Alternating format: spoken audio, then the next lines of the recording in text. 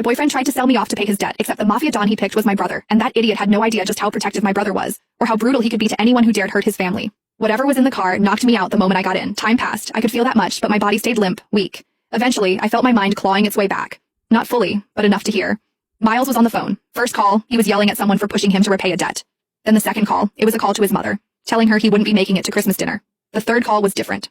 Miles's tone dropped, soft and submissive. Sir, I know it was generous of you to let me leave and try to gather the money I owe the casino, but I still couldn't come up with everything. So, like you said, I brought my girlfriend tonight. Maybe we can try that thing you mentioned, handing her over to your Don. He hesitated. I'm willing to do whatever it takes to clear my debt. A pause.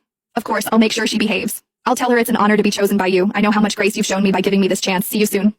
Panic crawled under my skin. I tried to move, to sit up, but I didn't have the strength to lift even an inch.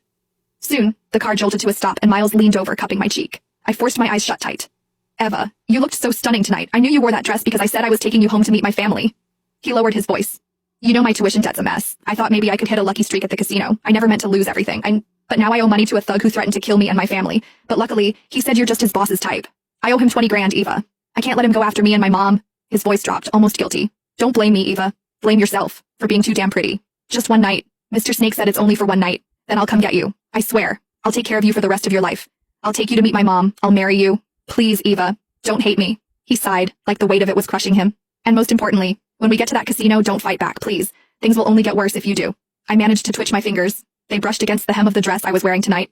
Miles was right. I'd put it on just because he finally invited me to spend Christmas with his family.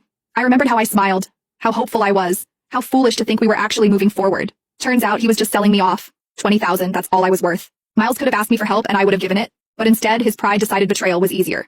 My thoughts spun, scrambling for a plan.